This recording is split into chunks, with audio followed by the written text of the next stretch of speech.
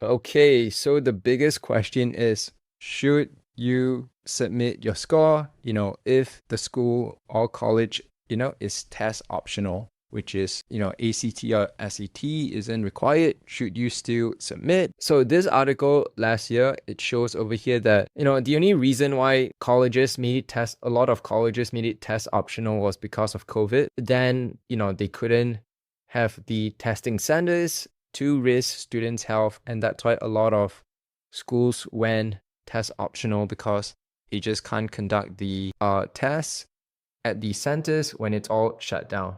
So that was like a little experiment, and now you can see that per this article by Reuters, actually Yale reinstated because they found that the SATs, ACTs gave a better sense of whether students had excelled in their circumstances and were ready for the university's academic rigor. So they found it, that actually, hey, it's way more important, and that's why they reinstated it. You can see, Yale's decision, which will impact applicants planning to enroll, and it was followed by Dartmouth, MIT, this was a year ago, and even MIT did their own, also claim that the tests are a big predictor of student success.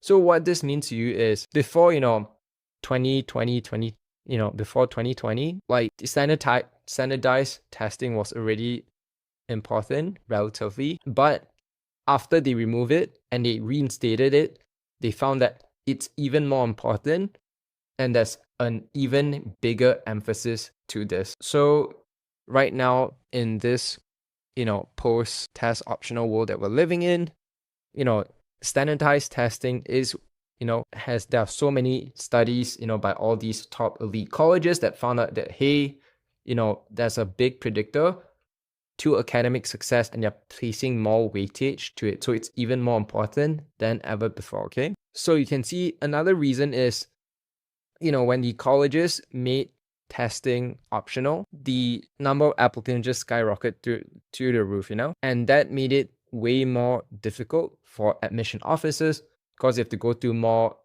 it's more burdensome on them. They have to go through more applicants, and there's another filter that wasn't there for them to help filter these students out. So it's like a double whammy.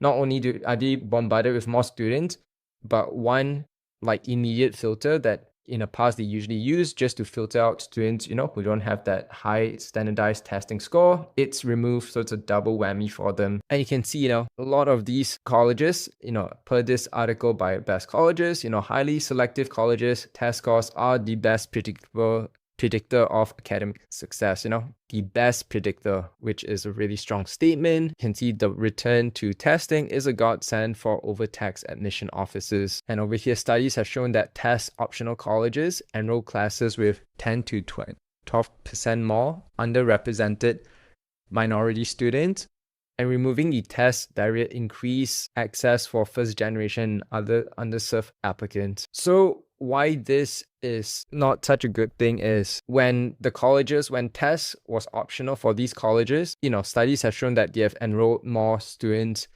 from underrepresented backgrounds, but because of the ban of the affirmative action, now I'll show you another article on how this is a proxy for race, and that is why these colleges are factoring this more into account, and they are not, they're placing more weightage on standardized testing or students with higher standardized scores.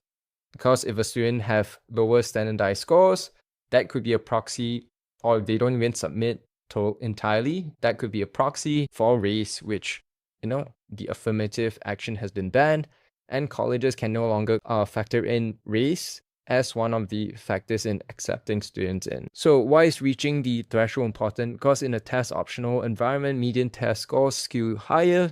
Students with higher scores are more likely to submit them, which raises the average. That helps explain why acceptance rates for students submitting test scores are higher than those who don't. So you can see this is another bit indicator. Students who submit their test scores have a higher chance of being accepted than those who didn't. And you can see in a recent year, 17% of students who submitted scores to Emory were accepted compared to 9% who didn't. And at Yale, only 2% of applicants without scores were admitted. So you can see how much more important these colleges are placing weight on standardized testing right now. And you can see over here, Duffman found that test optional policies did not increase the proportion of, first gen students from neighborhood with a lower medium income, and those, at a disadvantage. So it was in contrary to what these colleges thought, before the affirmative action ban, that they thought, oh, if I made, standardized testing optional, it would increase the diversity, it would increase the inclusion and help students from disadvantaged backgrounds, be more accepted into their colleges, but they didn't find that was the case. And you can see over here, for example, an applicant with an SAT score of 1400 has a higher probability of admission if from a high school where average SAT scores are relatively low. So this is another good thing for you is, even though that, the stats and whatnot show that, students from wealthier backgrounds or, white students or Asian students score higher in standardized testings because of, wealthier families can hire tutors, can have the children prep more, but the colleges factor into account the average, SAT scores in the high school to weigh, what the applicant's score is relative to, the resources that they were provided. It's an under-resourced applicant submitted a score of 1400, they are twice as likely to be admitted than a student with the same score who did not come from an under-resourced background. So that's an important thing to know. Duffman found its study that SAT scores allow the admission officers to identify who will thrive at the college better than high school GPAs alone, and even more, than class rank. Because, like GPAs, when they're weighted, it can be a bit distorted. And also like other things like, internships, research positions that wealthier parents can, use their resource to get their children in better, like internships, all these extracurricular that underprivileged students do not have. The standardized test scoring is a good way to, level the playing field. You can see this article by Forbes. SAT scores can predict college grades. Those who opted in had an estimated average GPA of 0.86 grade points higher during their fall semester, controlling a wide. So you can see even the University of Texas Austin found that students who opted to submit their standardized testing scores, did better in college than those who didn't submit the scores before, being accepted to the college.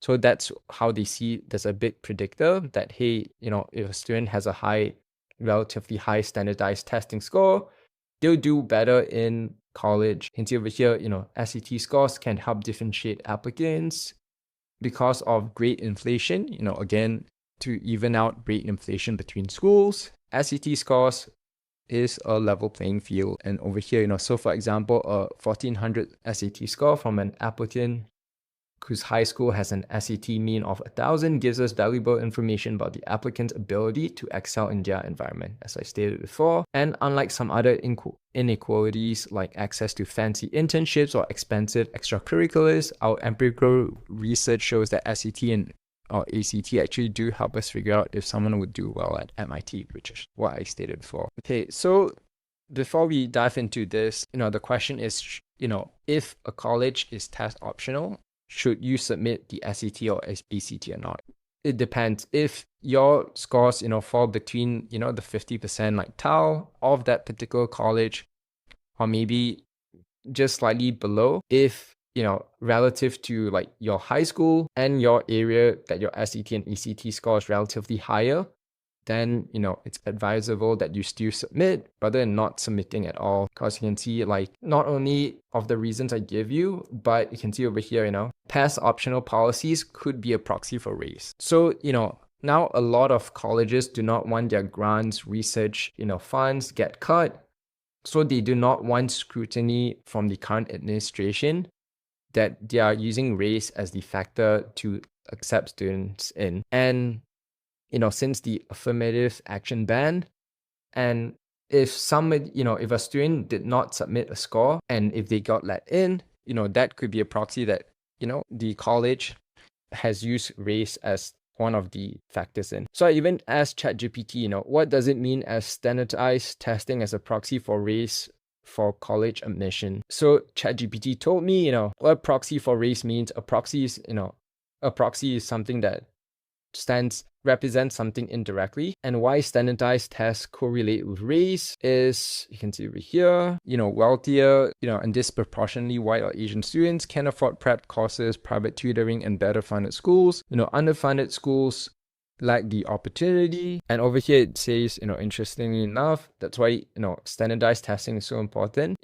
Yale, Dartmouth, MIT, argue that tests help identify talented low-income students who might have weaker GPAs due to under-resourced schools. Then I asked ChatGPT, I still don't understand, does it mean non-Asians and whites tend to have lower scores in standardized testing, and that is why it serves as a proxy to race? And then ChatGPT is like, you've got the intuition right. Let's unpack it clearly and precisely. So, the score distributions racially, paid pattern. So basically what it means is, if, you do not submit your test scores, and if the schools let you in, then you have to really justify why they let you in, because they know that, on average, the whites or Asians, per the articles, score lower in the test scores. So these schools do not want scrutiny from the current administration. And if you do not submit your test scores, they have less objective metrics to value you in and, justify why you should be in and you're not accepted just because of a race as one of the big factor to things, So now they have to use a lot of objective metrics to accept students in, and they do not want the pressure, from the administration or the scrutiny. And that's why that's an even bigger reason on why you should submit your test scores. And see over here, it's unlawful for an educational institution to eliminate the standardized testing to achieve a desired racial balance or to increase racial diversity. 5 years later, most have retained their test optional policies.